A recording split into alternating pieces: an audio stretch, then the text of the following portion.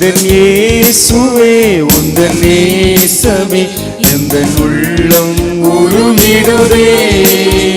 நல்ல பங்கினை நான் அடைந்தேன் திருப்பாதம் வல்லபராபரனே சரணம்.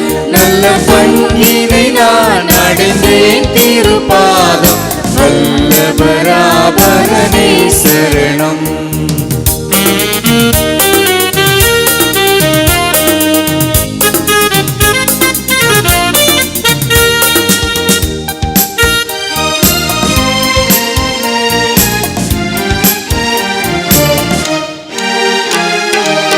அந்த மாது கண்களின் நீரை அன்பரே உம் பாதம் ஊற்றினாளே. அந்த மாது கண்களின் நீரை அன்பரே உம் பாதம் ஊற்றினாளே. என் இதயமே தைல குப்பியே என்னை நொறுக்கி ஒப்படைத்தே. என் இதயமே தைல குப்பியே என்னை நொறுக்கி ஒப்படைத்தே. எந்தன் நேசமே எந்தன் நேசமே எந்தன் உள்ளம் உருகிடுதே. நல்ல பங்கினை நான் அடைந்தேன் திருப்பாதம் வல்லபராபரனே சரணம். நல்ல பங்கினை நான் அடைந்தேன் திருப்பாதம் வல்லபராபரனே சரணம்.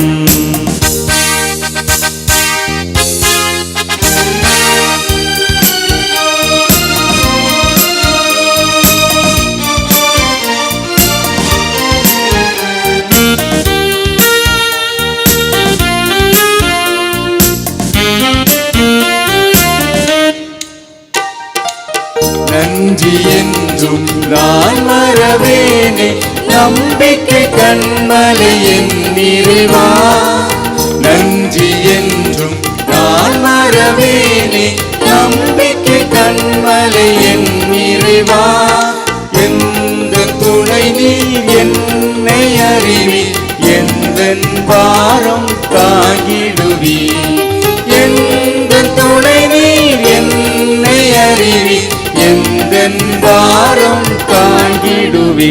எந்தன் இயேசுவே உந்தன் நேசமே எந்தன் உள்ளம் உருகிடுவே. நல்ல பங்கினை நான் அடைந்தேன் திருப்பாதம் வல்லபராபரனே சரணம். நல்ல பங்கினை நான் அடைந்தேன் திருப்பாதம் வல்லபராபரனே சரணம்.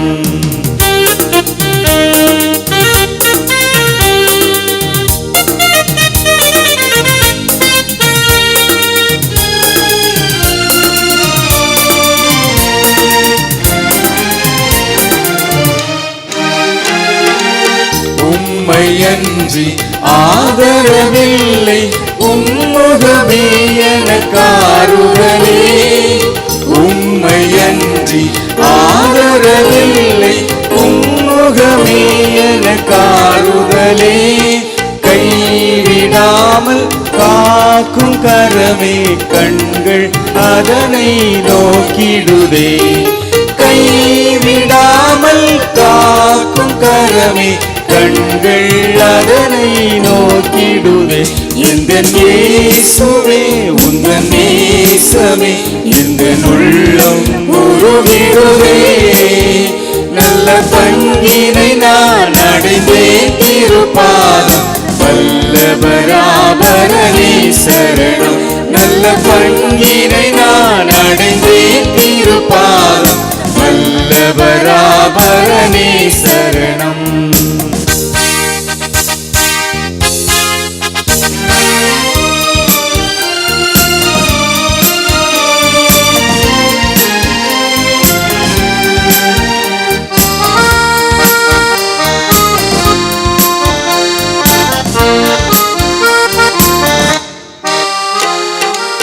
கேட்டதெல்லாம் அன்புடன் நீந்தி கூப்பிடும் வேளை செவிசாய்த்தி. கேட்டதெல்லாம் அன்புடன் நீந்தி கூப்பிடும் வேளை செவிசாய்த்தி. உதவி என்றும் மறவே இன்ப துதிகள் ஏறெடுப்பே. இந்த உதவி என்றும் மறவே இன்ப துதிகள் ஏறெடுப்பே. எந்த நேசுவே இந்த நேசமே எந்த உள்ளம் உருகிடுவே.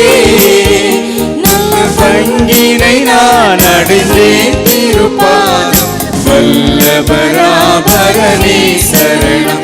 நல்ல பங்கினை நான் அடைந்தேன் திருப்பாதம் வல்லபராபரனே சரணம். கர்த்தராகிய இயேசு கிறிஸ்துவின் இனிய நாமத்திலே உங்கள் யாவரையும் நாங்கள் வாழ்த்துகிறோம். இந்த காணொளி காட்சி மூலம் உங்கள் யாவரையும் நாங்கள் சந்திப்பதில் மிகுந்த மகிழ்ச்சி அடைகிறோம். கர்த்தருக்கு மகிமை உண்டாகட்டும். ஹெவன் டிவி மூலம் வாரந்தோறும் ஞாயிற்றுக்கிழமைகளில் மதியம் 1 மணி முதல் 2 மணி வரை இந்த செய்திகளை கேட்கக்கூடிய அருமையான சகோதர சகோதரிகளையும் நாங்கள் கர்த்தருக்குள் வாழ்த்துகிறோம். கர்த்தர் உங்கள் அனைவரையும் ஆசீர்வதிப்பாராக. கண்களை மூடி நாம் ஜெபிப்போம். சர்வ வல்லமையுள்ள தேவனாகிய கர்த்தாவே, நன்றி உள்ள உள்ளத்தோடு கர்த்தருடைய நாமத்தை நாங்கள் ஸ்தோத்திரிக்கிறோம் ஸ்தோத்திரிக்கிறோம் ஸ்தோத்திரிக்கிறோம். அப்பா, எங்கள் தேவகுமாரனாகிய இயேசுவே, உமக்கே நாங்கள் மகிமை ஏறெடுக்கிறோம். இந்த வேளையிலே கர்த்தருடைய ஆவியானவர் எங்களை ஆட்கொண்டு நீர் வழி நடத்துகிறீர். கர்த்தர் தரக்கூடிய ஜீவ வாக்கியங்களுக்காய் மகிமை. உம்முடைய வார்த்தையை கேட்கக்கூடிய ஒவ்வொரு சகோதர சகோதரிகளை கர்த்தர் ஆசீர்வதிக்கும்படி ஜெபிக்கிறேன். உமக்கே மகிமை உண்டாகட்டும். துதி கணம் மகிமையெல்லாம் உமக்கே ஏறெடுக்கிறோம். இயேசு கிறிஸ்துவின் மூலமாய் வேண்டிக் கொள்கிறோம் பரிசுத்த பிதாவே, ஆமேன். கர்த்தருடைய நாமத்துக்கு மகிமை உண்டாவதாக. 1 யோவான் 5ஆம் அதிகாரம் 18வது வசனத்தை வாசிக்க கேட்போம். தேவனால் பிறந்த எவனும் பாவம் செய்யான் என்று அறிந்திருக்கிறோம். தேவனால் பிறந்தவன் தன்னை காக்கிறான், பொல்லாங்கன் அவனை தொடான். கர்த்தருக்கு மகிமை உண்டாவதாக. தேவனால் பிறந்த எவனும் பாவம் செய்யான் என்று அறிந்திருக்கிறோம். தேவனால் பிறந்தவன் தன்னை காக்கிறான், பொல்லாங்கன் அவனை தொடான். தேவனால் பிறந்தவன் பாவம் செய்ய மாட்டானா? தேவனால் பிறந்தவன் தன்னை காத்து கொள்ளுகிறான், பொல்லாங்கன் அவனை தொடான் என்று வேதத்தில் எழுதப்பட்டிருக்கிறதை பார்க்கிறோம். தேவனால் பிறந்தவன் என்று சொல்லும்போது அப்ப தேவனால் பிறவாதவர்களும் உண்டு என்றும் பொருள்படுகிறது. 1 யோவான் 3ஆம் அதிகாரம் 8லிருந்து 10 வரை வாசிக்கும் போது, பாவம் செய்கிறவன் பிசாசினால் உண்டாயிருக்கிறான். பாவம் செய்கிறவன் பிசாசினால் உண்டாயிருக்கிறான். ஏனெனில் பிசாசானவன் ஆதி முதல் பாவம் செய்கிறான்.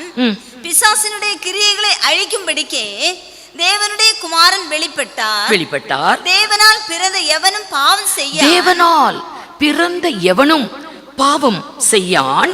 ஏனெனில் அவருடைய வித்து அவனுக்குள் தரித்திருக்கிறது. அவன் தேவனால் பிறந்தபடியினால் பாவம் செய்ய மாட்டான். உலகத்துல தேவனால பிறந்தவங்களும் தேவனால பிறவாதவர்களும், அதாவது பிசாசினாலே பிறந்தவர்கள் என்று 2 கூட்ட ஜனம் இருக்கிறாங்க. அதனாலதான் யோவான் இந்த நிருபத்திலே அவர் இப்படி எழுதுகிறார். அடுத்த வசனம் 3ஆம் அதிகாரம் 10வது வசனம். இதனாலே தேவனுடைய பிள்ளைகள் இன்னார் என்றும் பிசாசின் பிள்ளைகள் இன்னார் என்றும் வெளிப்படும். போதும். அப்ப உலகத்துல தேவனால பிறந்தவங்க பிசாசினால பிறந்தவங்க என்று 2 கூட்டம் உலகத்துல இருக்கிறாங்க. பிசாசினாலே பிறந்தவர்கள் யார் என்று சொல்லப்பட்டிருக்கிறது? பாவம் செய்கிற எவனும் பிசாசினால் உண்டாயிருக்கிறான். தேவனால் பிறந்த எவனும் பாவம் செய்யான். ஏனென்றால் தேவனால் பிறந்த எவனும் பாவம் செய்யான் என்று அறிந்திருக்கிறோம். தேவனால் பிறந்தவன் தன்னை காக்கிறான், பொல்லாங்கன் அவனை தொடான் என்று வேதத்துல எழுதியிருக்குது. தேவன் அவனோடு கூட இருக்கிறான். ஒரு மனிதனோடு தேவன் கூட இருக்கும் போது அவனால பாவம் செய்ய முடியாது. ஏனென்றால் தேவன் பாவம் செய்யாதபடி அவனை காக்கிறார்.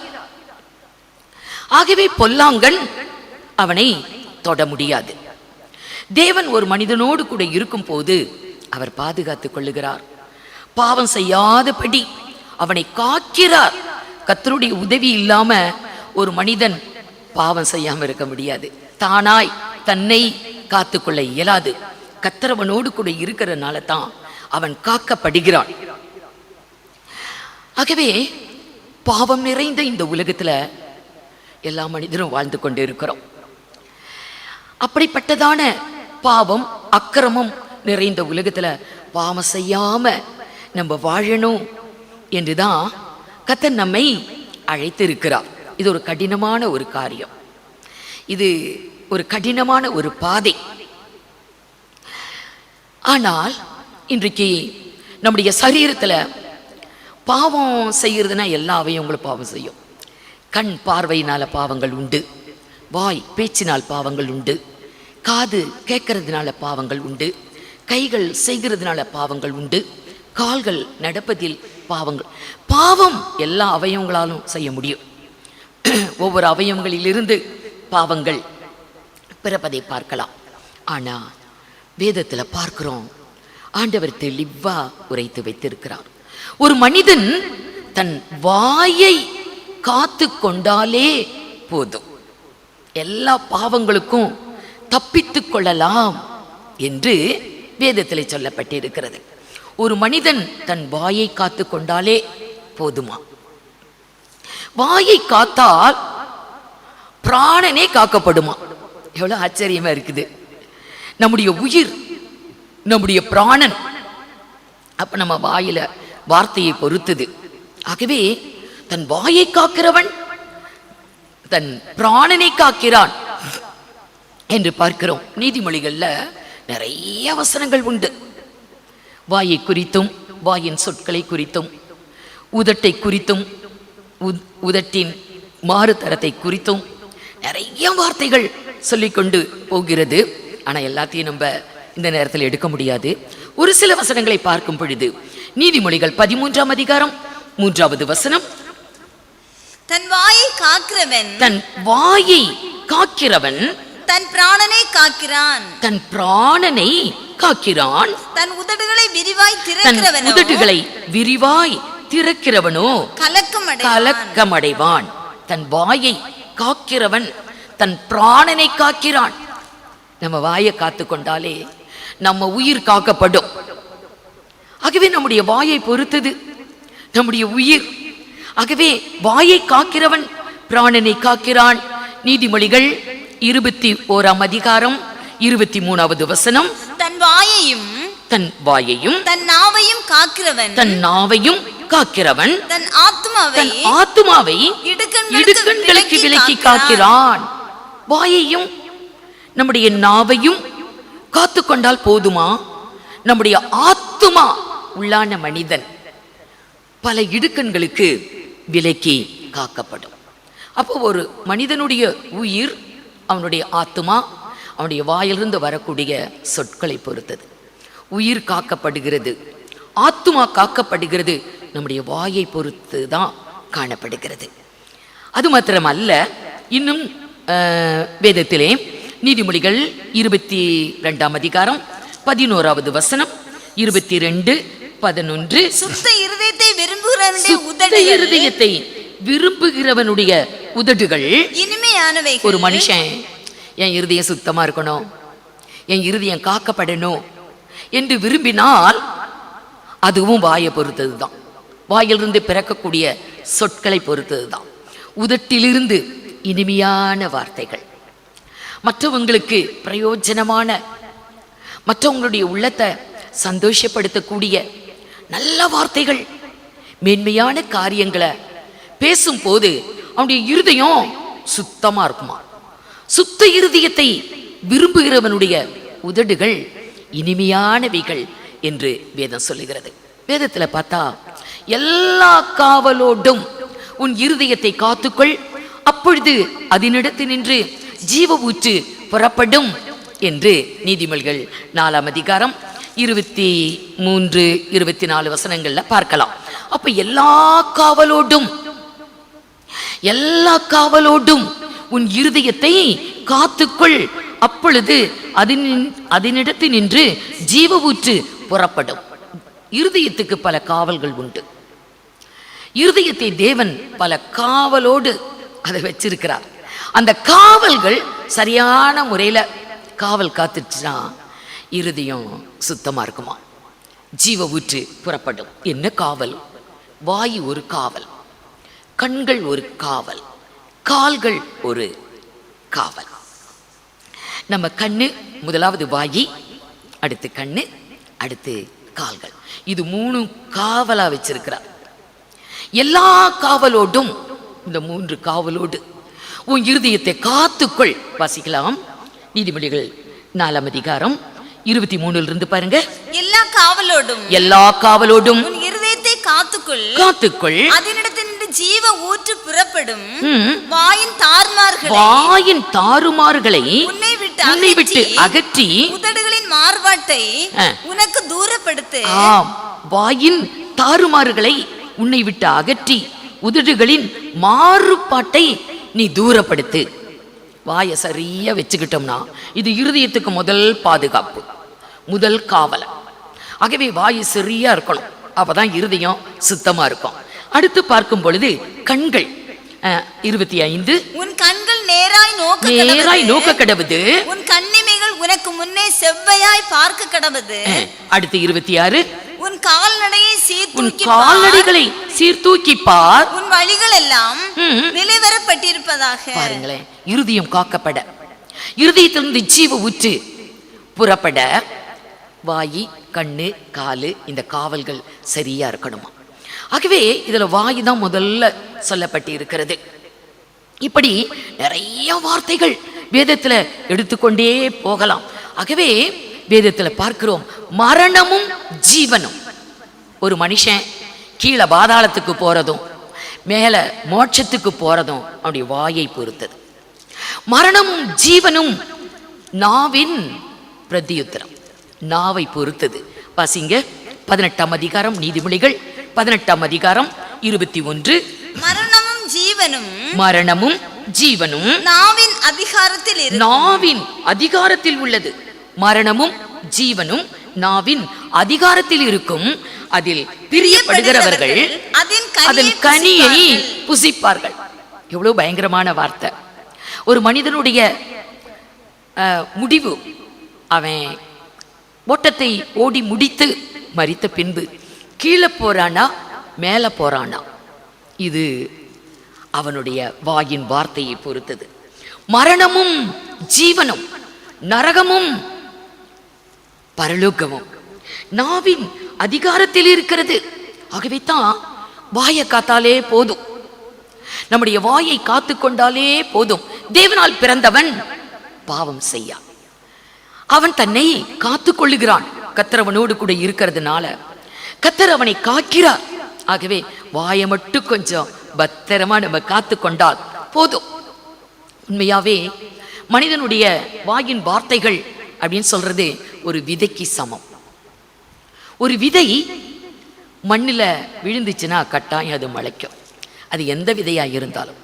அப்படிதான் மனிதனுடைய வாயின் வார்த்தை, அது வாயை விட்டு வெளியே வந்துருச்சுன்னா கட்டாயம் அது முளைக்க ஆரம்பிச்சிடும். ஒரு மனிதனோடு நம்ம பேசி கொண்டு இருக்கிறோம், நான் பேசக்கூடிய வார்த்தைகள் நல்ல வார்த்தைகளாய் இருக்குமே, ஆனால் நொந்து போன மனிதனுடைய இருதயத்துக்கு அந்த வார்த்தைகள் ஒரு ஆறுதலா இருக்கும், சமாதானமா இருக்கும், சந்தோஷமா இருக்கும். இல்ல நம்முடைய வார்த்தைகள் தாறுமாறான வார்த்தைகள், அவனே வாழ்க்கையில நொந்து போய் இருக்கிறான், அப்படிப்பட்டவனிடத்துல நம்ம வாயை திறந்து பேசும்போது மனசுக்கு அவனுக்கு பாரம் நேரிடும், குழப்பம் நேரிடும், கலக்கம் நேரிடும். இதெல்லாம் வாயின் வார்த்தைகளா? நம்ம பேசக்கூடிய வார்த்தைகள் வீணாய் போவதில்லை, அது முளைக்கவே செய்யும். அதை யார் கேட்குறாங்களோ காது கொடுத்து கேட்கிறாங்களோ அவர்களுக்குள் அது முளைத்து அது பலன் கொடுக்கக்கூடியது. எப்படி என்றால், தேவனுடைய வார்த்தை, வேதம் சொல்லுகிறது, தேவனுடைய வார்த்தை என்பது விதை.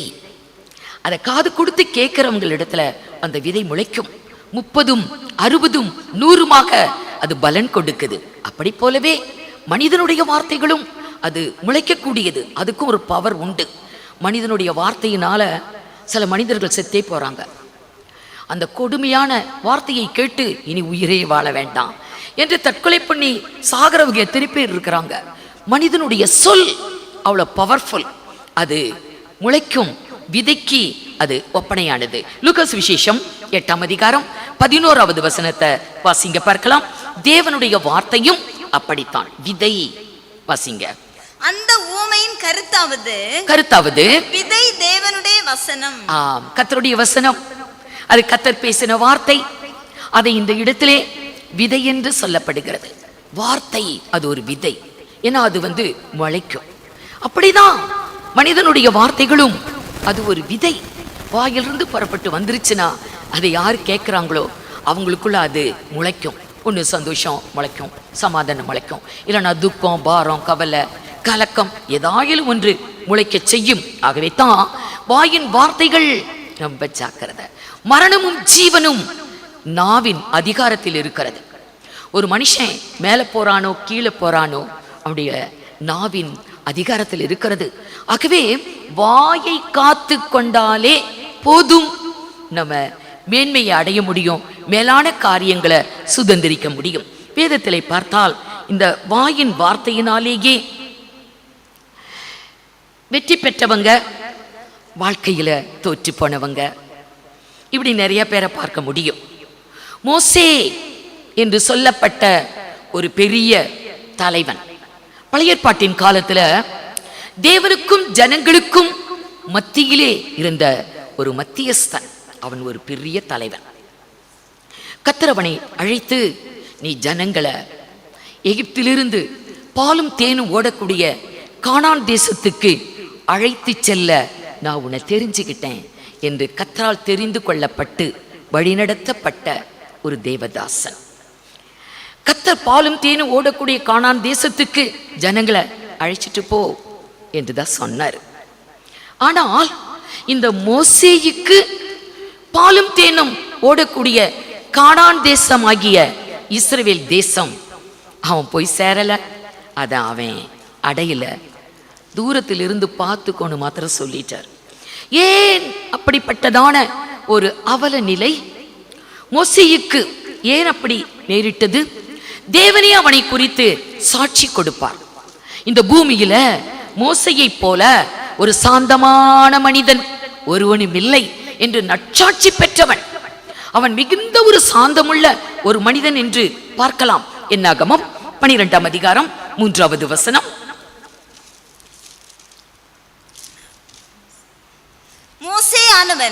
மோசேயானவன் பூமியில் உள்ள சகல மனிதரிலும் மிகுந்த சாந்த குணம் உள்ளவனாய் இருந்தான். மிகுந்த சாந்தம் உள்ளவன். அவனை போல சாந்தமான மனிதன் இல்ல. பூமியில் இருக்கிற மனுமக்கள் எல்லாரிலும் மோசே மிகுந்த சாந்தம் உள்ளவன். அப்படிப்பட்ட மனிதன் ஒரு சந்தர்ப்பத்துல மனம் பதறி எதையோ பேசிட்டான். அவன் பேசின வார்த்தை விதைகள் முளைக்க ஆரம்பிச்சது. பாலும் தேனும் ஓடக்கூடிய கானான் தேசம் உனக்கு இல்லை, நீ ஜனங்களை கொண்டு போய் அங்க சேர்க்க போறதில்லை, நீயும் போறதில்ல, ஜனங்களையும் நீ கூட்டிக்கிட்டு போறதில்லை, உனக்கு பதிலா வேறவனை நியமிச்சிட்டேன்னு சொன்னார். வாயின் வார்த்தை. வேற ஒரு பாவம், பெரிய பாவம் செய்யல, கொள்ளையடிக்கல, கொலை செய்யல, மனப்பதிரி பேசிட்டான். வாயை திறந்து பேசின வார்த்தைகள் கானான் தேசத்தை இழந்து போக செய்தது. சங்கீதம் 106ஆம் சங்கீதம் 32, 33, 106ஆம் சங்கீதம். மேரிபாவின் தண்ணீர்களிடத்திலும் அவருக்கு கடும் கோபம் ஊட்டினார்கள். அவர்கள் நிமித்தம் மோசேக்கும் பொல்லாப்பு வந்தது. ஆம், இஸ்ரவேல் ஜனங்கள் செய்த காரியத்தினால மோசேயுக்கும் பொல்லாப்பு வந்தது. என்ன பொல்லாப்பு வந்தது? அவர்கள் அவன் ஆவியை விசனப்படுத்தினதினாலே, இஸ்ரவேல் ஜனங்கள் மோசேயின் ஆவியை விசனப்படுத்தினதினால் தன் உதடுகளினால் பதறி பேசினான். உதடுகளினால் பதறி பேசிட்டான். வாயை திறந்து பேசின வார்த்தை தான் அவனுக்கு பொல்லாப்பு நேரிட்டது. என்ன அப்படி பேசிட்டான்? என்ன பேசுனா? எண்ணாகமம் 20ஆம் அதிகாரம் 8 பாருங்க. நீ கோலை எடுத்துக்கொண்டு நீயும் உன் சகோதரனாகிய ஆரோனும் சபையாரை கூடி வர செய்து அவர்கள் கண்களுக்கு முன்னே கன்மலையை பார்த்து பேசுங்கள். அப்பொழுது அது தன்னிடத்தில் உள்ள தண்ணீரை கொடுக்கும். இப்படி நீ அவர்களுக்கு கன்மலையிலிருந்து தண்ணீர் புறப்பட பண்ணி சபையாருக்கும் அவர்கள் மிருகங்களுக்கும் குடிக்க கொடுப்போம் என்றார். கர்த்தர் சொன்னார் மோசேயை பார்த்து, கன்மலையை பார்த்து பேசு, கன்மலை தண்ணீரை கொடுக்கும். அந்த நல்ல மலைகளை நான் பார்க்க வேண்டும், எனக்கு நீர் உத்தரவு கொடுக்க வேண்டும் என்று கேட்டான். அதுக்கு கர்த்தர் என்ன சொன்னாரு? இனி இந்த காரியத்தை குறித்து என்னோடே பேச வேண்டாம், நீ பேசக்கூடாது, நீ பார்க்க முடியாது, போக முடியாது என்று சொல்லிவிட்டார். எப்படி இருக்குது? அந்த பாலும் தேனும் ஓடக்கூடிய கானான் தேசத்தை அடைய வேண்டும் என்று 40 வருடமாய் வனாந்தரத்திலே நடந்து வராங்க.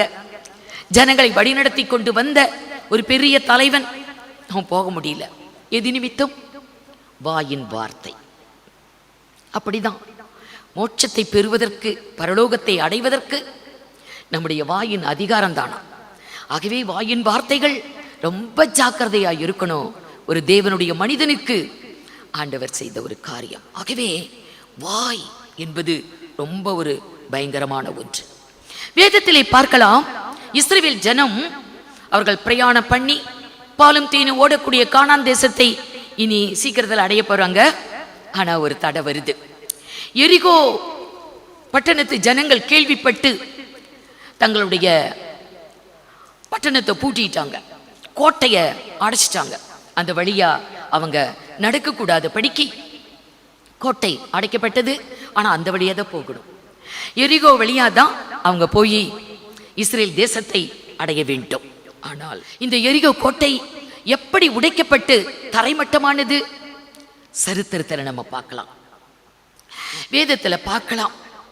எரிகோ கோட்டை உடைக்கப்படுவதற்கு கர்த்தர் சொன்னாரு, நான் சொல்லுற வரைக்கும் நீங்க யாரும் வாயே திறக்கக்கூடாது. யோசுவா கிட்ட சொன்னாரு. யோசுவா ஜனங்களை பார்த்து சொல்லுவான். யோசுவா புஸ்தகம் 6ஆம் அதிகாரம் 10வது வசனம். யோசுவா ஜனங்களை நோக்கி நான் சொல்லும் நாள் மட்டும் நீங்கள் ஆர்ப்பரியாமலும் உங்கள் வாயினால் சத்தம் காட்டாமலும் இருங்கள். நான் சொல்ற வரைக்கும் யாரும் பேசக்கூடாது.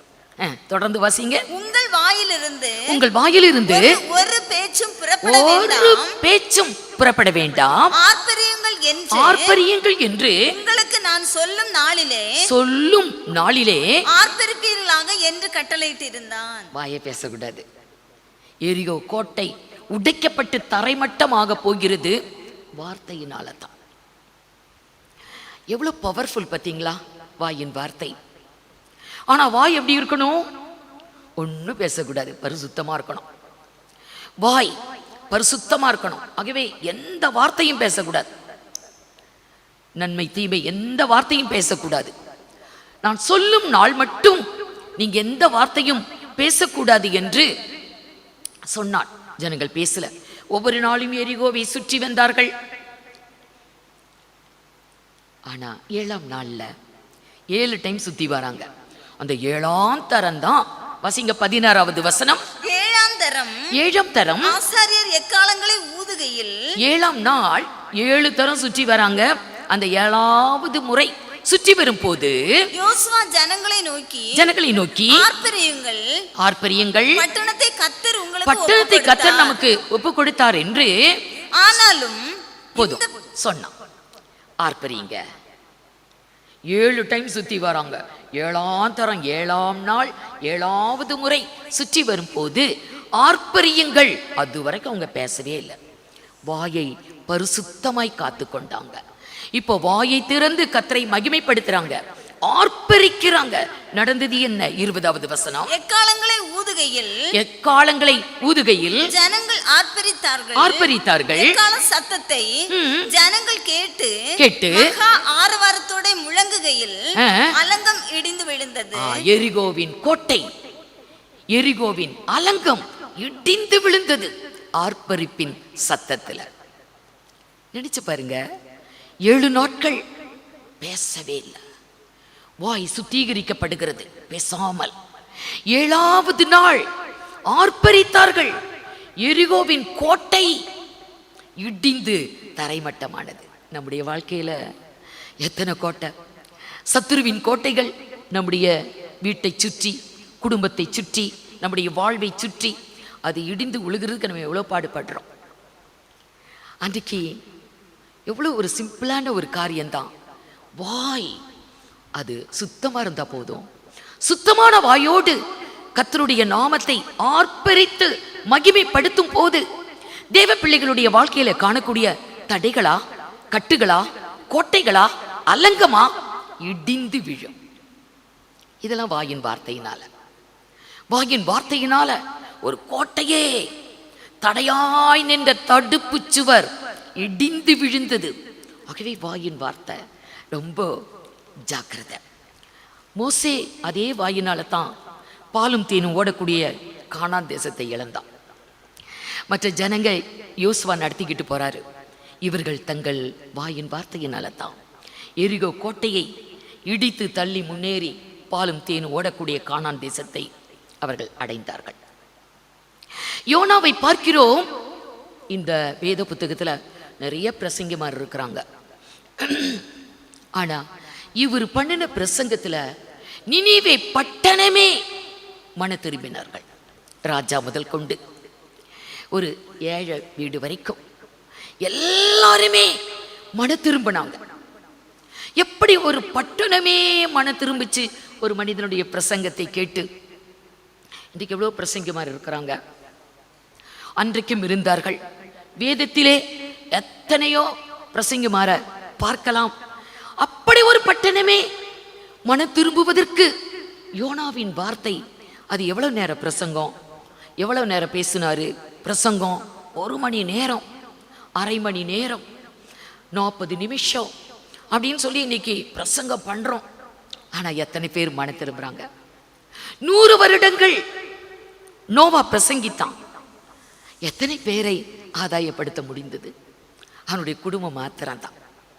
அத்தனை வருடம் பிரசங்கித்து 8 பேர் தான். ஆனா இவன் போனா வாயை திறந்து ஒரே ஒரு சென்டென்ஸ் தான் பிரசங்கம். நினிவே பட்டணமே மனம் திரும்பினது. அவன் வாயிலிருந்து வந்த அந்த ஒரு சென்டென்ஸ், ஒரு வரி பிரசங்கம். மணிக்கணக்கா இல்ல, 5 நிமிஷம் கூட இல்ல, 10 நிமிஷம் கூட இல்ல. ஒரே ஒரு வரி பிரசங்கம் நினிவே பட்டணத்தையே மாற்றிவிட்டது. காரணம் என்ன? அவன் வாயி 3 நாள் மீன் வைத்துக்குள்ள அவன் அப்படியே உடமிடப்படுகிறான். மீன் வயிற்றுக்குள்ள 3 நாள் யார்கிட்டையும் பேச முடியாது. அவன் அப்படியே கத்தரதான் நோக்கி பார்த்து கொண்டு இருந்தான், கத்தரிடத்துல தான் பேசி கொண்டு இருந்தான். அவனுடைய வாய் சுத்தமானது, பரிசுத்தமானது. ஆகவே யோனா போய் நினிவே பட்டணத்தை அடைந்து ஒரே ஒரு வரி பிரசங்கத்தை சொன்னான். யோனா 3ஆம் அதிகாரம் 4. யோனா நகரத்தில் பிரவேசித்து ஒரு நாள் பிரயாணம் பண்ணி இன்னும் 40 நாள் உண்டு, இன்னும் 40 நாட்கள் உண்டு, அப்பொழுது நினிவே கவிழ்க்கப்பட்டு போம் என்று கூறினார். நினிவே கவிழ்க்கப்பட்டு போம். அவ்வளவுதான் பிரசங்கமே. வேற நிறைய காரியங்கள் ஒன்றும் பேசல. இப்படி உங்க ஜீவியத்துல பாவம் இருக்குது, அக்கிரமம் இருக்குது, அநியாயம் இருக்குது, நீங்களாம் உபவாசம் பண்ணி ஜெபிங்க, 40 நாட்களுக்குள்ள இந்த பட்டணம் கவிழ்க்கப்பட்டு போம் என்றெல்லாம் ஆலோசனை கொடுக்கல. ஒரே ஒரு வரி பிரசங்கத்தான். இன்னும் 40 நாட்கள் நினிவே பட்டணம் கவிழ்க்கப்பட்டு போம், அதோட ஃபுல் ஸ்டாப் வச்சுட்டார். அந்த ஒரு வரி பிரசங்கம் பயங்கர பவர்ஃபுல்லா நினிவே பட்டணத்துக்குள்ள சென்றது. 5 பாருங்க. அப்பொழுது நினிவேயில் உள்ள ஜனங்கள் தேவனை விசுவாசித்து, உடனே நினிவே பட்டணத்தில் இருக்கிற ஜனங்கள் தேவனை விசுவாசித்தார்கள். அவங்களுக்கு வலது கை எது இடது கை எதுனே தெரியாதான். அப்படிப்பட்ட பேதைகள். சில நேரத்தில் இதுதான் இடது கை அப்படின்னு நினைப்பாங்களாம், இதுதான் வலது கை அப்படின்னு. வலது கை எது இடது கை எது என்றே தெரியாத அப்படிப்பட்ட ஜனங்கள் இவனுடைய பிரசங்கத்தை கேட்டு தேவனை விசுவாசித்தார்கள். தேவனை விசுவாசித்து உபவாசம் செய்யும்படி கூறினார்கள். பெரியோர் முதல் சிறியோர் மட்டும். பாத்தீங்களா, உபவாசம். பெரியோர் முதல் சிறியோர் மட்டும் ரட்டுடுத்தி கொண்டு இந்த செய்தி நினிவேயின் ராஜாவுக்கு எட்டினது. அவன் தன் சிங்காசனத்தை விட்டு எழுந்து தான் உடுத்தி இருந்த உடுப்பை கழட்டி போட்டு ரெட்டை உடுத்தி கொண்டு சாம்பலிலே உட்கார்ந்தான். ராஜா, மந்திரிமாரு, அமைச்சர்கள் எல்லாரும் நினிவே பட்டணத்துல ராஜா முதல் எல்லாரும், பெரியோர் சிறியோர் மிருக ஜீவன்கள் வரைக்கும் ரட்டுடுத்தி சாம்பலிலே உட்கார்ந்து உபவாசிக்கிறாங்க. சொல்லுறாங்க, யாருக்கு தெரியும்? நம்முடைய பொல்லாத வழிகளை விட்டு மன திரும்பினால் ஒருவேளை தேவனும் தன் மனதை மாற்றிக்கொள்ள கூடும். தேவன் மாறிவிடுவார். நம்மை அழிக்க வேண்டும் என்று தீர்மானித்த தீர்மானம் மாறி போகும் என்று பொல்லாத வழிகளை விட்டு அவர்கள் திரும்பினார்கள். அந்த ஒரு வரி பிரசங்கம் நினைச்சா எத்தனை ஆச்சரியம். நினிவே பட்டணமே மனம் திரும்பினது. அந்த அழிவுக்கு அவங்க காக்கப்பட்டாங்க. அழிவு நேரிடவில்லை. தேவன் தன் மனதை மாற்றிக்கொண்டார். நம்ம மனசு மாறிட்டா கர்த்தர் மாறிடுவார். நம்முடைய மனது மாறும்போது நமக்கு வரக்கூடிய தீங்கு நடவாதபடி தேவனும் தன் மனதை என்ன பண்ணுவாரு? மாற்றிக்கொள்ளுவார். இதெல்லாம் இன்னும் சொல்லிக்கொண்டே போகலாம். யோசுவா என்ற மனிதன் இருந்தான். அவன் சந்திரனை பார்த்து சூரியனை பார்த்து கட்டளையிட்டான். சூரியனும் சந்திரனும் தன் நிலையில் நின்றது. சூரியனை நிறுத்துறான், சந்திரனை நிறுத்துறான். இதெல்லாம் வாயின் வார்த்தை. ஆகவே வார்த்தைகளுக்கு பவர், வல்லமை இருக்குது. அதனால இன்றைக்கு வாயின் வார்த்தைகள் ரொம்ப ஜாக்கிரதையா இன்றைக்கு இருந்தா அது நல்லது. நம்முடைய வாழ்வுக்கு அது நல்லது. நல்ல காரியங்கள் வார்த்தையினால, கெட்ட காரியங்களும் வார்த்தையினால. மனப்பதறி பேசி வாழ்வை பாழாக்கி கொள்ளக்கூடியவர்கள் எத்தனை பேர்? பரலோகத்தை இழந்து போகிறவங்க எத்தனை பேர்? ஆனால் வாயை காத்துக்கொண்டு நல்ல காரியங்களை பேசி வாழ்விலே ஆசீர்வாதங்களை பெற்று மேன்மையை கண்டவர்கள் எத்தனை பேர்? ஆகவே தான் யாக்கோபு 3ஆம் அதிகாரத்துல, தன்னுடைய நிருபத்துல 3ஆம் அதிகாரம் முழுவதும் நாவை குறித்தே பேசிக்கொண்டு போவார். தன் நாவை குறித்தே பேசிக்கொண்டு போவார். அதுல முதல் 2 வசனங்களை வாசிங்க பார்க்கலாம். என் சகோதரரே, அதிக ஆக்கினையை அடைவோம் என்று அறிந்து உங்களில் அநேகர் போதகராகாதிருப்பீர்களாக. இப்படிப்பட்ட வார்த்தை பார்த்தீங்களா? சகோதரரே, அதிக ஆக்கினையை அடைவோம் என்று அறிந்து உங்களில் அநேகர் போதகராகாதிருப்பீர்களாக. ஊழியத்துக்கு வராதீங்க, போதிக்காதீங்க, போதிக்கிற ஊழியம் செய்யாதீங்க என்றே வேதம் இங்கே எச்சரிக்கிறது. யாக்கோபு தன் நிருபத்துல எழுதுகிறார். ஏன்னா அதிக ஆக்கினை இந்த மாதிரி பிரசங்கம் பண்றவங்களுக்கு தான். அதிகமான ஆக்கினை, இரட்டிப்பான ஆக்கினை யார் போதகம் பண்றாங்களோ அவங்களுக்கு தான். ஏன்னா போதகம் பண்ணுறவங்க ரொம்ப ஜாக்கிரதையா இருக்கணும்.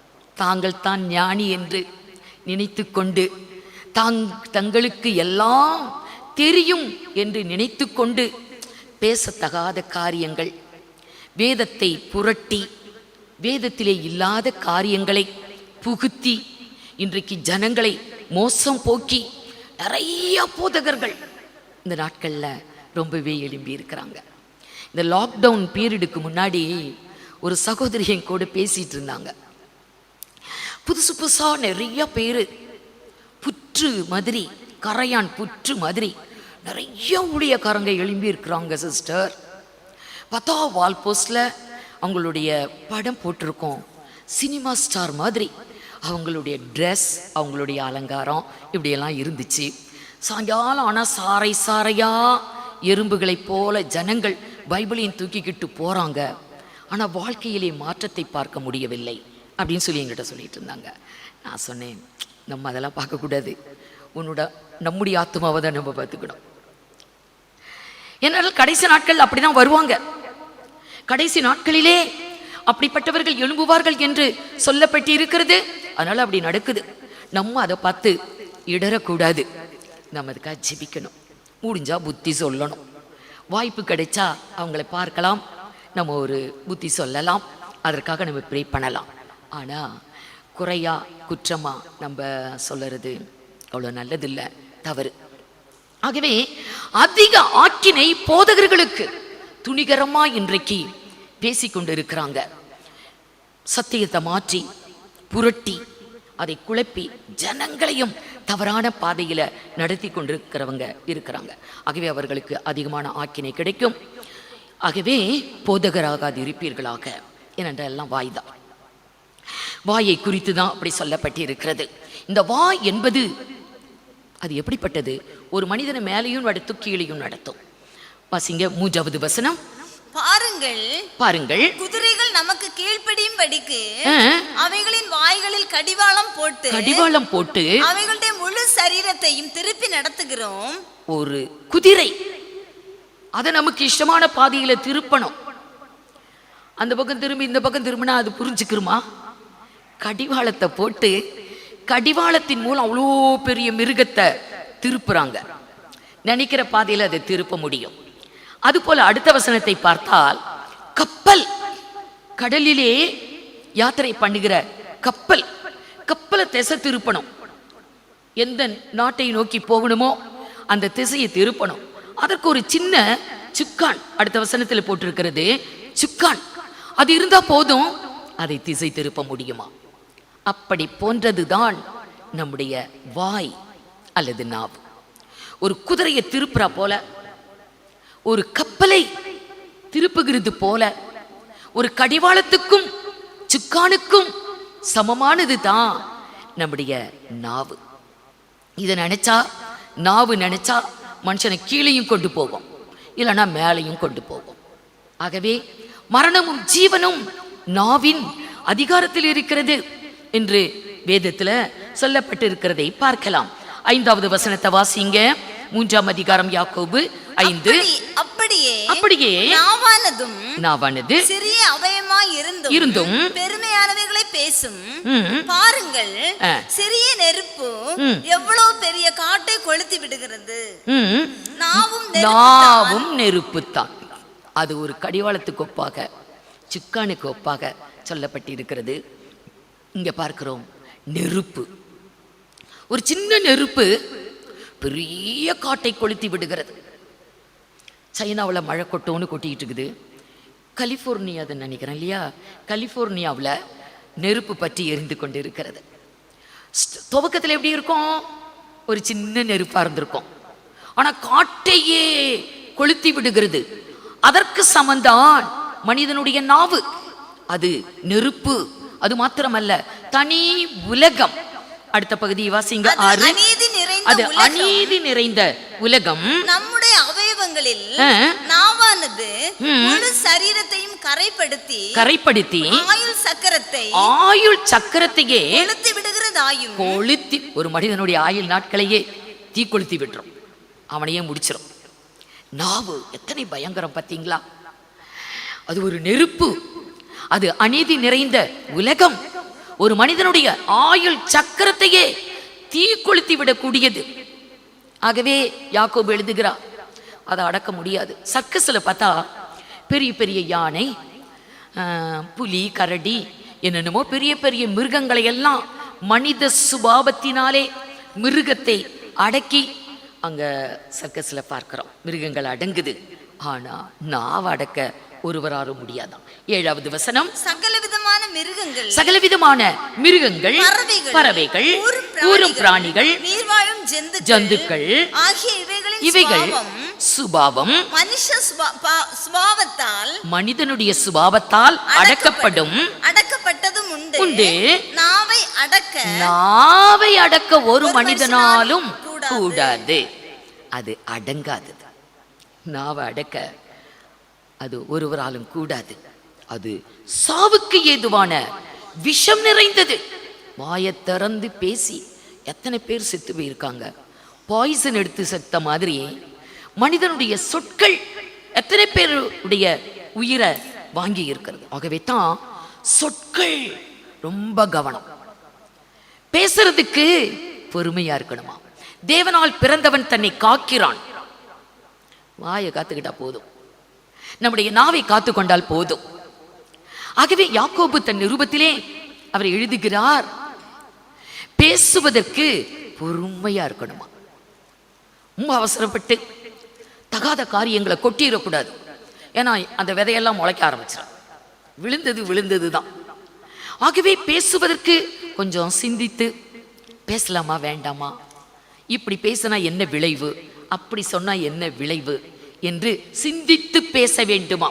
ஆகவே அவர் சொல்லுகிறார் பாருங்க, முதல் யாக்கோபு 1:19, ஆகையால் பிரியமான சகோதரரே, எனக்கு பிரியமான சகோதரரே, யாவரும் கேட்கிறதற்கு தீவிரமாயும் பேசுகிறதற்கு பொறுமையாயும் கோபிக்கிறதற்கு தாமதமாய் இருக்க வேண்டும். கேட்பதற்கு தீவிரம். கர்த்தருடைய வார்த்தைகளை கேட்கிறதற்கு நம்முடைய செவிகள் தீவிரமா இருக்கணுமா. பேசுகிறதற்கு நம்முடைய வாய் அப்படி கொஞ்சம் வெயிட் பண்ணணும், பொறுமையா இருக்கணுமா. கோபிக்கிறதற்கு தாமதம். ஆனா நம்ம வாழ்க்கையில எல்லாம் எதிர்மறை. கேட்கறது காது கொடுத்து கேட்க மாட்டோம். பேசுறதா முந்திரி கொட்டை மாதிரி முன்னால பேசிடுவோம். கோபப்படுறதுக்கா தாமதமே இல்லை, அது உடனே வல்லுன்னு விழுந்துருவோம் நம்முடைய வாழ்க்கையில. ஆகவே ஆவியானவர் எச்சரிக்கிறார், பேசுகிறதற்கு கொஞ்சம் பொறுமை. மிகுதியா பேசும்போது அந்த மனிதனை வேதம் மூடன் என்று சொல்லுகிறது. மூடன் மிகுதியாய் பேசுகிறான். ரொம்ப வளவளன்னு பேசிக்கிட்டே இருப்பாங்க. ஒரு காரியத்தை சொல்லறதுக்கு சுத்தி வளைச்சு பேசுவாங்க பாருங்க. மூடன் தான் அப்படி அதிகமான பேச்சுக்களை பேசுவான் என்று வேதம் சொல்லுகிறது. பிரசங்கி 10:14 மூடன் மிகுதியாய் பேசுகிறான். ஆகவே வேதத்திலே சொற்களின் மிகுதியினால் பாவம் இல்லாமல் போகாது. ரொம்ப பேசினா கட்டாயம் அதுல பாவம் வரும். நீதிமொழிகள் 10:19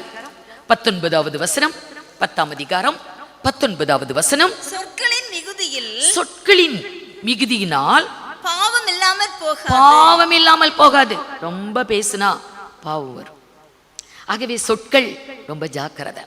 இன்றைக்கு பிரசங்கமே பண்ணினாலும் கர்த்தருடைய வார்த்தைகளை உள்ளபடி சொல்லி முடிச்சிடணும். இதுல ஒரு எழுத்தை கூட்டுறதுக்கு நமக்கு ஒன்றும் அதிகாரம் கிடையாது. இதிலிருந்து ஒரு எழுத்தை எடுத்து போடவும் அதிகாரம் இல்லை. கூட்டுனா வாதை கூடும். நம்ம ஒரு எழுத்தை எடுத்து போட்டா ஜீவ புஸ்தகத்திலிருந்து நம்ம பேரும் போயிரும், பரிசுத்த நகரத்திலிருந்து நம்முடைய பங்கும் போயிரும். ஆகவே இதிலிருந்து எதையும் எடுத்து போடுவதற்கோ கூட்டுவதற்கோ அதிகாரம் கிடையாது.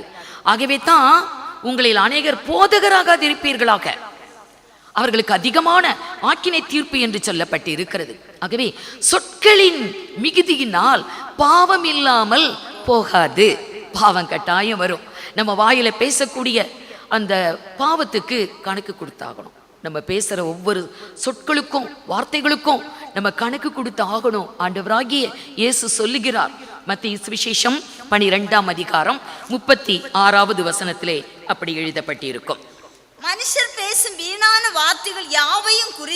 மனிதர்கள் பேசும் வீணான வார்த்தைகளை குறித்து நியாய தீர்ப்பு நாளிலே கணக்கு ஒப்புவிக்க வேண்டும். ஆண்டவராகிய இயேசு சொன்ன வார்த்தை. மனிதர் பேசக்கூடிய வீணான வார்த்தைகள் அது பிரயோஜனமே இல்லை நம்முடைய வாழ்க்கைக்கு. அந்த வீண் வார்த்தைகள் தரித்திரத்தை, வறுமையை உண்டாக்குமா. ஒரு சம்பாத்தியம் இல்லை, ஆனா வாய் மாத்திரம் இருக்கும். அது பிரயோஜனம் இல்லை. கணக்கு கொடுத்தாக வேண்டும். அருமையானவர்களே, தேவனால் பிறந்தவன் தன்னை காக்கிறான். அவன் காக்கப்படுகிறான். தேவனாலே காக்கப்படுகிறான். வாயை காத்தாலே போதும். கண்கள் காக்கப்படும், கைகள் காக்கப்படும், செவிகள் காக்கப்படும், கால்கள் காக்கப்படும், நம்முடைய இருதயம் காக்கப்படும், ஆத்துமா காக்கப்படும். வாயை காக்கிறவன் தன் பிராணனை காக்கிறான், வாயை காக்கிறவன் தன் ஆத்துமாவை காக்கிறான், வாயை காக்கிறவன் சுத்த இருதயத்தை அடைகிறான் என்றெல்லாம் வேதத்துல வாக்கியங்களை நாம் பார்த்தோம். இதெல்லாம் வாயை பொறுத்தது. ஆகவே மனிதர்களாகிய நாம் அல்லது தேவ பிள்ளைகளாகிய நாம் வாயை திறந்து பேசக்கூடிய வார்த்தையில கவனத்தை செலுத்தணும். ஆண்டவர் சொல்லுகிறார், நீ என்னுடைய வாயை போல் இருப்பாய். நம்ம வாய் அல்ல, கர்த்தருடைய வாயை போல. நம்முடைய வாய் கர்த்தருடைய வாயை போல இருக்குமா? கர்த்தர் சொல்லுகிறார், தீர்ப்பானதை விலையேற பெற்றது நின்று நீ பிரித்தெடுத்தால் என் வாய் போல் இருப்பாய். நம்ம எல்லாம் கர்த்தருடைய வாயை போல இருப்போமா? அது எவ்வளவு ஒரு சந்தோஷமான காரியம். நான் யாரு? நான் தான் கர்த்தருடைய வாய் அப்படின்னா எவ்வளோ ஒரு சந்தோஷமான ஒன்று இல்லையா? வேதம் அப்படி சொல்லி இருக்கிறது. எரேமியா 15ஆம் அதிகாரம் 19வது வசனம். இது நிமித்தம் நீ திரும்பினால் நான் உன்னை திரும்ப சீர்படுத்துவேன், என் முகத்துக்கு முன்பாக நிலைத்திருப்பாய். தீர்ப்பானது நின்று விலையேற பெற்றதை பிரித்தெடுத்தால் என் வாய் போல் இருப்பாய். எவ்வளவு ஒரு சந்தோஷம். தீர்ப்பானது நின்று விலையேற பெற்றதை பிரித்தெடுத்தால். ஒரு மனிதனுடைய வாழ்க்கையில நல்லதும் இருக்குது, கெட்டதும் இருக்குது, தீர்ப்பான காரியம் இருக்குது, நல்ல விலையேற பெற்றதும் இருக்குது. ஆனா இதெல்லாம் மிக்சிங்கா இருக்குது. அப்படி அல்ல, கலப்படமா அல்ல. இதுல பிரிச்சு எடுக்கணும். இதுல நல்ல வார்த்தை எது, நல்ல காரியங்கள் எது, விலையேற பெற்றது எது, தீர்ப்பானதை பிரிச்சு எடுக்கணும். வேண்டாம், தீய காரியங்கள் வேண்டாம், நல்ல காரியங்கள் போதும். கெட்ட காரியங்கள் வேண்டாம், நல்ல காரியங்கள் போதும் என்று பிரித்தெடுத்தால் நீ என் வாய் போல் இருப்பாய். இதுல நல்லது எது, கெட்டது எது, பரிசுத்தமானது எது, அசுத்தமானது எது என்று பிரித்தெடுத்து அதை ஜனங்களுக்கு நீ அறிவி, ஜனங்களுக்கு சொல்லு என்று வேதத்திலே சொல்லப்பட்டிருக்கிறது. எசேக்கியேல் 44:23. அவர்கள் பரிசுத்தமானதற்கும் பரிசுத்தம் இல்லாததற்கும் தீட்டானதற்கும் தீட்டு இல்லாததற்கும் இருக்கிற வித்தியாசத்தை என் ஜனங்களுக்கு போதித்து அவர்களுக்கு தெரிய பண்ண கடவர்கள். பரிசுத்தமானதற்கும் பரிசுத்தம் இல்லாததற்கும் தீட்டானதற்கும் தீட்டு இல்லாததற்கும் இருக்கிற வித்தியாசத்தை என் ஜனங்களுக்கு நீ தெரியப்படுத்து. அதை பிரிக்க வேண்டும். எது பரிசுத்தம், எது அசுத்தம், எது தீட்டு, எது தீட்டு இல்லை, எது விலையேற பெற்றது, எது கெட்டது என்று சொல்லி தீர்ப்பானதினின்று வெளியேற பெற்றதை பிரித்தெடுத்தால் நீ என் வாய் போல் இருப்பாய் என்று கர்த்தர் சொல்லுகிறார். நம்மளாம் கர்த்தருடைய வாயா இருக்கணும். நாம் யாராய் இருக்க வேண்டும்? கர்த்தருடைய வாயாய் இருக்க வேண்டும். கர்த்தருடைய வாய் எப்படி இருக்கும்? கர்த்தருடைய வாய் எப்படி இருக்கும்? உன்னத பாட்டு 5ஆம் அதிகாரம் 16வது வசனம். உன்னத பாட்டு 5:16. அவர் வாய் மிகவும் மதுரமாய் இருக்கிறது. கர்த்தருடைய வாய் எப்படிப்பட்டது? அவர் வாய் மிகவும் மதுரமாய் இருக்கிறது. அவர் முற்றிலும் அழகுள்ளவர். இவரே என் நேசர். எருசலேமின் குமாரத்திகளே, இவரே என் சிநேகிதர். கர்த்தருடைய வாய். நீ கர்த்தருடைய வாய் போல் இருப்பாய். கர்த்தருடைய வாய் எப்படி இருக்கும்? கர்த்தருடைய வாய் மிகவும் மதுரம். அவர் வாயிலிருந்து புறப்பட்டு வரக்கூடிய வார்த்தைகள் சுவையாயிருக்கும், ருசிகரமாயிருக்கும். நம்முடைய வார்த்தை எப்படி இருக்குது? யோபு பக்தன் சொல்லுவார், எல்லாவற்றையும் இழந்து இருந்த வேளையிலே நண்பர்கள் ஆறுதல் சொல்ல வருவாங்க. அவனுக்காக துக்கம் கொண்டாடி விட்டு எழுந்து வந்து யோபோடு பேசுவாங்க. யோபு சொல்லுவாரு நண்பர்களை பார்த்து, உங்கள் வாயின் வார்த்தைகள் முட்டையின் வெண்கருவை போல சுவையற்றது. எனக்கு ஒரு சுவையும் தெரியல. உங்க வார்த்தைகள் எல்லாம் வீணான வார்த்தை, சுவையற்ற வார்த்தை. கர்த்தருடைய வாய், கர்த்தருடைய சொற்கள் எப்படிப்பட்டதாம்? அவர் வாய் மிகவும் மதுரமாய் இருக்கிறது. அவருடைய வாய் நம்ம தானா? அப்படியானால் நம்முடைய வாய் எப்படி இருக்கணும்? மதுரம், மற்றவங்களுக்கு சுவை கொடுக்கக்கூடியதாய், ருசி கொடுக்கக்கூடியதாய். நீதிமானுடைய வாய் அநேகரை போஷிக்கும் அப்படின்னு ஒரு வார்த்தை இருக்கும் வேதத்துல. வாயின் வார்த்தை, ஆகவே கர்த்தருடைய வாயின் வார்த்தை எப்படி இருக்குமா? நீதிமொழிகள் 8ஆம் அதிகாரம் 6 to 9 வரைக்கும் பாருங்க. கேளுங்கள், கேளுங்கள், மேம்பாடான காரியங்களை பேசுவேன். கர்த்தருடைய வாய் மதுரமானது. எப்படி? மேம்பாடான காரியங்களை நான் பேசுவேன். என் உதடுகள் உத்தம காரியங்களை உத்தம காரியத்தை கர்த்தருடைய உதடு பேசும். என் வாய் சத்தியத்தை விளம்பும். சத்தியத்தை பேசக்கூடிய வாய். ஆண்டவர் இப்ப சொன்னாரு, என் வாய் போல் இருப்பாய். கர்த்தருடைய வாயை போல நம்ம இருப்போம் என்று சொல்லப்பட்டிருக்கிறது. நம்ம இந்த நேரத்துல கொஞ்சம் பார்க்க வேண்டிய ஒரு காரியம், கர்த்தருடைய வாய் போல தான் இருக்கிறோமா? அப்படியானா சாத்தானுடைய வாயின்னு ஒண்ணு இருக்கணும். கர்த்தருடைய வாய் என்று சொல்லும் போது எதிர்மறையா சாத்தானுடைய வாயும் இருக்குது. பெருமையானவைகளையும் தூஷணங்களையும் பேசக்கூடிய வாய் அந்த மிருகத்துக்கு கொடுக்கப்பட்டது. அது சாத்தானுடைய வாய். வெளிப்படுத்தல் 13ஆம் அதிகாரம் 5, 6 வசனங்கள். பெருமையானவைகளையும் தூஷணங்களையும் பேசும் வாய் அதற்கு கொடுக்கப்பட்டது. மிருகத்தின் வாய், சாத்தானுடைய வாய். நம்ம வாய் எப்படிப்பட்டது? பெருமையா பேசுறோம். நம்மை குறித்து, நம்முடைய கல்வியை குறித்து, நம்முடைய குடும்பத்தை குறித்து, நம்முடைய அந்தஸ்தை குறித்து, உத்தியோகத்தை குறித்து, நம்முடைய வீட்டை குறித்து, ஜாதியை குறித்து, ஜனத்தை குறித்து, எதையோ குறித்து பெருமையா பேசுறோம். தூஷிக்கிறோம், தூஷணங்களை பேசுகிறோம். இதெல்லாம் பிசாசின் வாய். ஆனா ஆண்டவர் சொன்னாரு, நீ என் வாய் போல் இருப்பாய். அருமையானவர்களே, நாமெல்லாம் கர்த்தருடைய வாய். நாம் கர்த்தருடைய வாயை போன்றவர்கள். என் வாய் போல் இருப்பாய் என்று கர்த்தர் சொல்லுகிறார். கர்த்தருடைய வாயாய் நாம் இருக்க வேண்டும் என்பதற்காக தான் கர்த்தர் நம்முடைய வாயிலே அவருடைய வார்த்தையை வைக்கிறார். நீ என் ஜனம் என்று சொல்லுவதற்காய் உன் வாயிலே என் வார்த்தையை நான் அருளினேன், என் கரத்தின் நிழலினால் உன்னை மறைக்கிறேன் என்று கர்த்தர் சொல்லுகிறார். ஏசாயா 51ஆம் அதிகாரம் 16வது வசனம். நான் வானத்தை நிலைப்படுத்தி பூமியை அஸ்திபாரப்படுத்தி சீயோனை நோக்கி நீ என் ஜனம் என்று சொல்லுவதற்காக நான் என் வார்த்தையை உன் வாயிலே அருளி. பாத்தீங்களா? கர்த்தர் நம்மை நீ என்னோட பிள்ளை, என்னுடைய ஜனம் என்று சொல்லுவதற்காக சீயோனை பார்த்து பேசுகிறார். நீ என் ஜனம் என்று சொல்லுவதற்காக, நீ என்னுடைய பிள்ளை என்று சொல்லுவதற்காக என் வார்த்தையை உன் வாயில் வைக்கிறேன், என் கரத்தின் நிழலினால் உன்னை மறைக்கிறேன். கர்த்தர் தம்முடைய வார்த்தையை நம்ம வாயில வைக்கிறார். நம்ம கேட்கிறவங்களாகவே இருந்துகிட்டு இருக்க கூடாது.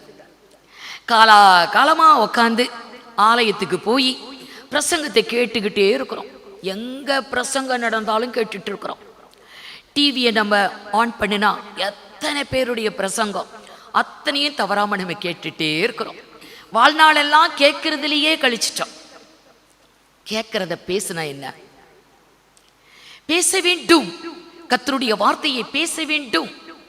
உன் வாயிலே என் வார்த்தையை அருளினேன். கர்த்தர் நம்முடைய வாயில வார்த்தையை அருளுகிறார். ஏன்? நீ என் ஜனம் என்று சொல்லுவதற்காக அவர் வார்த்தையை வாயில நமக்கு வைக்கிறார். ஆகவே தான் பாருங்க, வேதத்துல சொல்லப்பட்டிருக்கு. மல்கியா 2ஆம் அதிகாரம் 6-7 வசனங்கள். மல்கியா 2ஆம் அதிகாரம் 6-7 வசனங்கள். சத்திய வேதம் அவன் வாயில் இருந்தது, அவனுடைய உதடுகளில் அநியாயம் காணப்படவில்லை. சத்திய வேதம் நம்ம வாயில இருக்கணும். நம்முடைய வாய் சத்தியத்தை பேசணும், வாசிக்கணும், அதை மற்றவங்களுக்கு சொல்லணும். சத்திய வேதம் அவன் வாயில் இருந்தது, அவன் வாயிலே அநியாயம் காணப்படவில்லை. சத்தியத்தை வாயில பெற்றுக்கொண்டவங்க அந்த வாயில திருப்பி அநியாயம் வரக்கூடாது. அநியாயம் இல்லை. அவன் என்னோட சமாதானம் யதார்த்தமாய் சஞ்சரித்து அநேகரை அக்கிரமத்தினின்று திருப்பினான். ஆசாரியனுடைய உதடுகள் அறிவை காக்க வேண்டும். வேதத்தை வாயிலே தேடுவார்களே. நம்ம வாயில வேதத்தை தான் ஜனங்க தேடுவாங்க. ஆகவே இந்த வேத வாக்கியங்களை தான் சொல்லிட்டு போகணும். சொந்தமா எந்த வார்த்தையும் நம்ம பேசக்கூடாது. அதனாலதான் அப்போஸ்தலனாகிய பவுல் சொன்னாரு, அநேகரை போல நாங்கள் கலப்பாய் பேசல, வேதத்திலே உரைக்கப்பட்டதை நாங்கள் அப்படியே பரிசுத்தமாய் நாங்கள் கர்த்தருடைய வசனத்தை உள்ளதை உள்ளபடி நாங்கள் அப்படியே பேசுகிறோம் என்று அப்போஸ்தலனாகிய பவுல் கொரிந்து சபைக்கு எழுதுகிறதை பார்க்கிறோம். ஆகவே நம்முடைய வாயிலே, ஆசாரியனுடைய வாயிலே வேதத்தை தேடுவார்கள். ஆகவே வேதம் நம்முடைய வாயை விட்டு அகலக்கூடாது. யோசுவா நம்மை போன்ற ஒரு மனிதன் தான். எப்படி சூரியனை நிறுத்தினா, எப்படி சந்திரனை நிறுத்தினா? கர்த்தர் சொன்னாரு, உன் வாயை விட்டு வேதம் நீங்க கூடாது, நியாயப்பிரமாணம் உன் வாயை விட்டு பிரியாதிருப்பதாக, எப்பொழுதும் வேத வாக்கியம் உன் வாயில் இருக்க வேண்டும் என்று சொல்லி இருந்தார். ஆகவே யோசுவா 1 வசனம் பாருங்க. இந்த நியாயப்பிரமாண புஸ்தகம் வாயை விட்டு பிரியாதிருப்பதாக இதில் எழுதி இருக்கிறவைகளின் படி எல்லாம் நீ செய்ய கவனமாய் இருக்கும்படி இரவும் பகலும் அதை தியானித்துக் கொண்டிருப்பாய். கர்த்தருடைய வார்த்தைகளை அவன் தியானித்துக் கொண்டே இருந்தான். வாயிலே கர்த்தருடைய வார்த்தை இருந்தது. ஆகவே சூரியனை பார்த்து பேசினான், சூரியன் அப்படியே நின்றுச்சு.